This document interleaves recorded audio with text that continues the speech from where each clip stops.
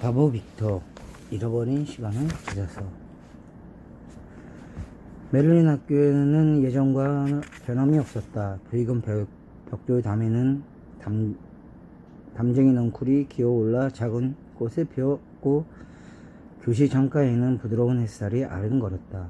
동편 건물 3층에서는 여전히 과학 수업이 진행하고 있었다. 정년퇴직을 앞둔 로러이드 선생님께서 여전히 학생들을 윽박 질렀다.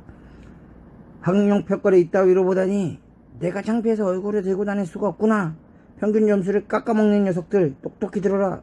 왜 세상이 빨리 진화하지 못하는 줄 알아?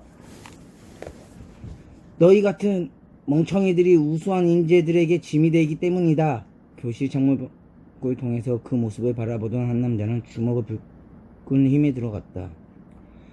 곁에 서 있던 갈색 머리 여자가 남자의 떨리는 손에 살며시 잡아 이끌었다. 빅터, 그냥 가. 저 따위 인간은 만날 이유가 없어. 아니야, 난 만나봐야겠어. 그래도 물어보고 싶어. 어떻게 그런 일이 생기게 됐는지. 30분 전 로라와 빅터는 메를린 학교에 도착했다. 학교에는 레이첼 선생님이 먼저 도착해 있었다. 이들이 레이첼 선생님의 도움을 받아 오래전 그들의 IQ 테스트 자료를 확인하기 위해 학교를 찾은 것이다. 얼마 전 로라는 암기왕책으로부터 놀라운 얘기를 들었다. 샌프란시스코에서는 그의 IQ를 뛰어넘는 단 한 사람이 있었는데 그 사람이 바로 메를린 학교 출신인 빅터 로저스라는 이야기였다. 이 사실을 확인해야 할지 말을지를 고민하던 로라는 빅터를 위해 결국 이 일을 하기로 결심했었던 것이다. 교직원들이 한참 찾는 끝에 졸업생 서류함에 들어있었던 누렇게 변색된 자료들 사이에 빅터의 IQ 평가표를 펼쳐졌다. 그것을 살펴본 교직원들은 놀랍고한 표정으로 말했다. 세상에, 이런 학생이 우리 학교에 있었다는 걸 왜 몰랐을까요?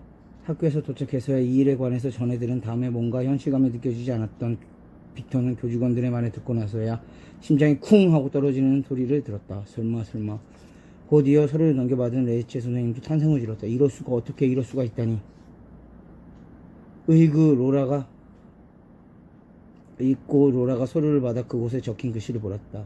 서류에는 분명하게 빅터의 이름이 철자 한자도 틀리지 않고 쓰여 있었고 그 밑엔 173이라고 라는 글자가 선명하게 적혀 있었다. 레이첼 선생님이 말했다. 빅터, 넌 천재였어. IQ 173 천재. 끝내 빅터도 그 숫자를 확인했다. 그리고 무너지듯 자리에 주저앉았다. 잠시 후 수업이 끝나고 학생들로 복도에 물밑듯이 빠져나왔다. 교무처에 막 나오던 로라와 빅터는 발걸음을 멈췄다. 그들이 서 있는 방향은 머리가 벗겨진 로널드 선생이 걸어오고 있는 모습을 보였다. 그들을 알아보지 못한 채 복도를 따라 걷던 그를 향해 빅터가 떨리는 목소리로 말했다. 왜 그러셨나요? 갑작스러운 물음에 로널드 선생님이 걸음을 멈추고 빅터를 실눈으로 살펴보았다. 낯선 얼굴을 찬찬히 뜯어보고 로널드 선생님을 향해 빅터는 다시 물었다. 어떻게 그러실 수가? 그 순간 로널드 선생님은 손에 들고 있던 교재를 바닥에 떨어뜨리고 드르륵 떨어뜨렸다. 혹시 빅터 로저스? 로널드 선생님은 빅터의 이름을 한 글자도 틀리지 않고 말했다. 그의 얼굴엔 핏기라고 없이 하얗게 질렸다. 묵묵히 서 있던 빅터의 주머니 손을 집어넣었다. 그리고 한 장의 종이를 꺼내놓고 로널드 선생님 앞에 내밀었다. 설명해 주세요. 도대체 왜? 로널드 선생님이 빅터를 향해 손을 내밀었다. 그리고 빅터가 꺼낸 종이를 드는 대신 빅터의 손을 두 손으로 덥석 잡았다. 미안하구나. 정말 미안하구나. 로널드 선생님은 눈물을 흘리고 있었다. 이상했다. 갑자기 빅터는 아무런 감각을 느낄 수가 없었다. 촉감도 생각도 마음도 다 사라져버린 듯 했다. 로널드 선생님이 용서를 구하고 있지만 아무 말도 들리지 않았다. 빅터는 그를 뒤로한 채 터벅터벅 바깥으로 걸어나갔다. 교정을 가로지른 빅터의 뒷모습을 내려보는 듯 독수리 조각상이 있었고 기둥에는 17년 전과 마찬가지로 좀처럼 아이들의 눈에 띄지 않는 작은 문구가 새겨져 있었다. 너 자신이 되어라. 시작은 작은 실수에 불과했다.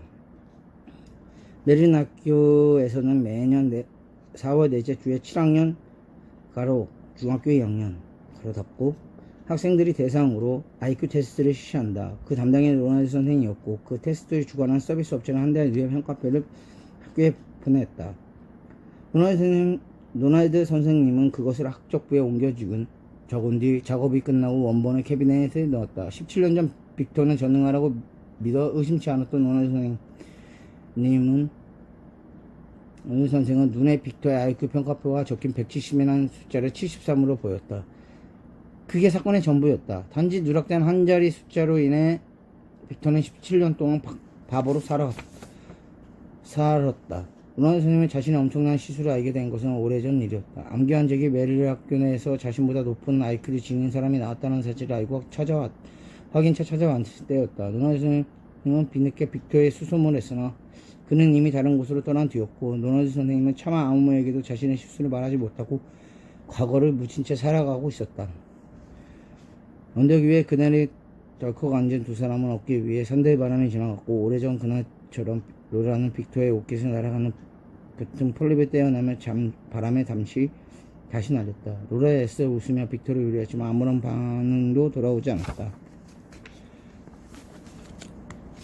몇 분 동안 둘 사이는 바람만 지나갔다. 얼마 전 레체 선생님과 책을 쓸 때 모아둔 자료들을 다시 읽어봤어. 당시에 별 다른 느낌이 없어서 원고에 넣지 않았던 러시아의 무용수 1화가 아니는데 만약에 다시 책을 쓴다면 이야기를 꼭 넣고 싶어. 한번 들어볼래? 로라는 손끝으로 흩날리는 머리를 넘기며 소녀와 발레리노 이야기를 시작했다. 러시아의 어느 시골 마을에 발레리나를 꿈꾸는 소녀가 살고 있었다. 소녀는 꿈을 꾸기 위해 열심히 발레를 연습했고 또래보다 앞서 나갈 수 있었다. 소녀는 기량이 발전할수록 더 어려운 기술을 배워야 했다. 그만큼 실패 횟수가 많아졌다. 시간이 지날수록 소녀의 마음은 깊은 곳에서는 의구심이 들기 시작했다. 과연 나에게는 재능이 있는 걸까?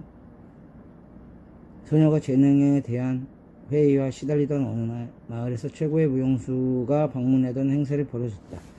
소녀는 자신의 재능을 하기 위해 행사장에 달려왔다. 소녀는 무용수에게 간청했고 마침내 그 앞에 춤을 출 수 있는 행운을 얻게 되었다.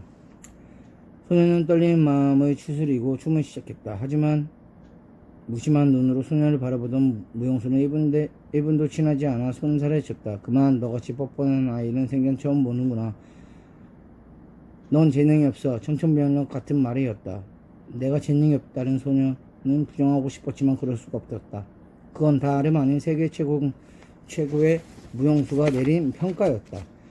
결국 소녀는 재능이 없다는 사실을 인정하고 발레를 포기하고 말았다. 그 후 평범한 가정주부가 되었다.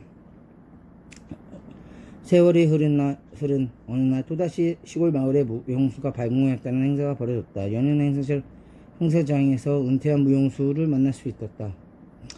연인은 그를 보자 좀처럼 풀리지 않는 의문이 하나 생겼다. 오래전 당신은 이 자리에서 내게 재능이 없다고 말했죠. 그런데 좀 생각해보니 뭔가 이상한 점이 있어요. 당신이 아무리 세계 최고의 무용수라고 해도 어떻게 단 1분 만에 어린아이의 가능성을 알아볼 수 있었죠?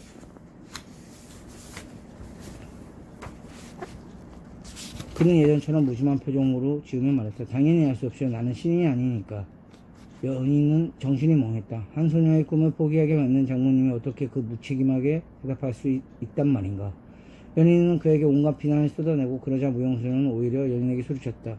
당신이 남의 말을 듣고 꿈을 포기했다면 성공할 자격이 애초에 없던 겁니다. 빅터는 마치 돌처럼 굳었다. 홍어를 향해 두 눈이 그림처럼 움직이지 않고 코는 숨조차 쉬지 않았던 것 같았다.